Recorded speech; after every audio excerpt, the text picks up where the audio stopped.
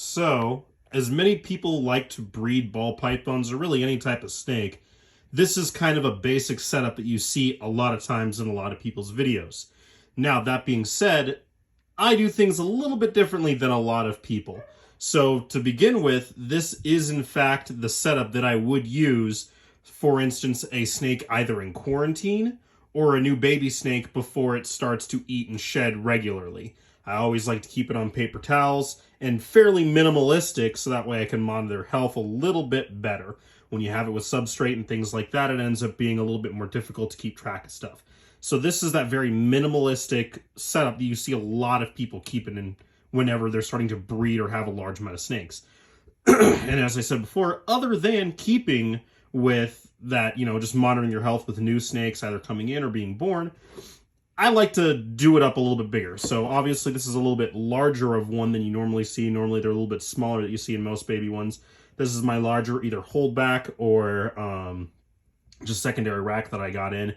This is what someone kept subadult colubrids in, which even then I think is too small. But either way, this is for babies, usually holdbacks or for like the baby boas, because I usually have less than the ball pythons. So this is what I usually keep the boas in until they start to shed and eat. But that being said, I don't really like this other than that initial part, which I already explained away. So today I'm going to show you a way to kind of bump up the improvement of it a little bit for once you have an animal that's been established, proven quarantine, or eating very well. So I'm going to show you a little bit way to do it both economically and kind of fun, because that's all part of it too, to go from this to, as my handy dandy workbench,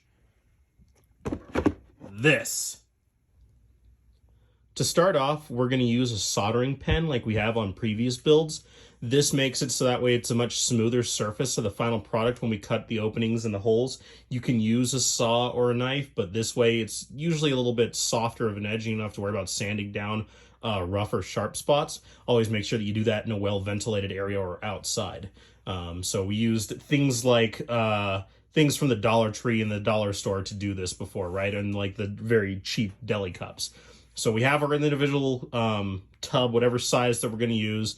This is the larger, like, shoebox or boot size one from the container store. We fill it with whatever substrate we're going to use. Because it's a ball python or boa, we're going to use the cypress or the coconut coir or coconut husk. And then after all of that, and so that's, the basic substrate that we use for many of the other subtropical species. So we put in some of that. And then we have our little tub that's just like an upturned, to-go quart container thing that the hole has been cut out on the side and the top part for the water bowl. That we've seen other items like that for sale, like at, your local reptile specialty stores where it's like the combo hide water food dish. This is basically the same concept, only we're just going to kind of DIY cheap it. So that way it's still the same concept, it's still safe space, it's still a cool little innovation on it, but this way it'll be a little bit more inexpensive and it's something for you to interact with your reptile as well. And then to add a little bit more enrichment other than just that and the substrate, because you need more than that, right? We found these really cool, just like cheap plastic chopsticks that we can cut down or solder off to fit the size of the tub space. That way it just stretches right across. And then again from the Dollar Tree, or you can use parts of your reptile or aquarium specific, or as long as it's animal safe plastic, fake leaves or vines, and we can wrap them around the individual chopsticks, so that way it gives that a little bit there. They're easily changed out. That, like again, from the Dollar Tree, they're $1 each, or you can, chop them up. They're easily washed. They can be changed. They can be discarded. And that way it allows a little bit more, enrichment for the animals themselves. And that is how we get this cool little DIY, better improved baby subadult tub. So now that we've shown how we build this all, this is our one holdback from all of the baby ball pythons that were born this year. This is our male pin pied, who's all balled up right now. But he's going to go into here. And while the ball pythons aren't necessarily an arboreal or even semi-arboreal animal, that doesn't mean if you won't give them some place to climb, they're not going to make use of this. So hopefully after, I let him settle down, turn off the lights after a day or so, he'll be moving and cruising all over here, taking advantage of this space. Because I will have absolutely seen animals like Kalamazoo, who we keep in a 4x2 enclosure, make use of his full space and climbing up on very large logs and stuff that we have for him.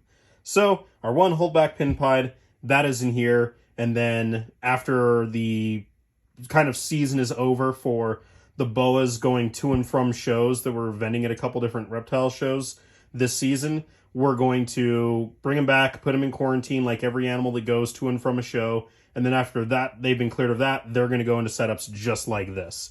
So once again, you know, this is a fairly economic thing, just like before with like that dog bowl and the upturned regular bowl with like the little thing cut out.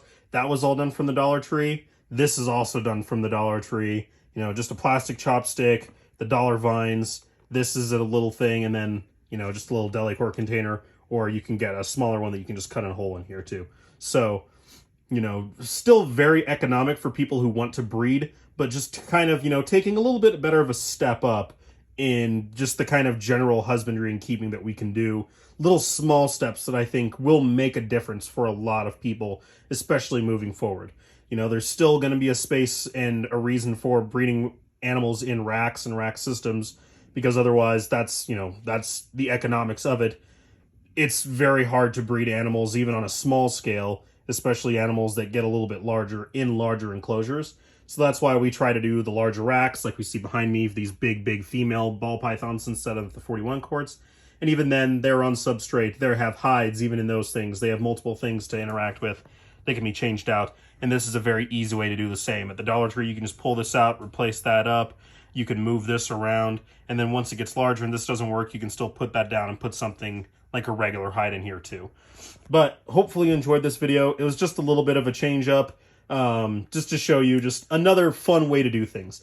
Like I say, this isn't the only way to do things. This isn't the best way to do things. This is just one way that I think is several steps up from that minimalist keeping and breeding that I think everybody could do to start moving towards a better direction that way.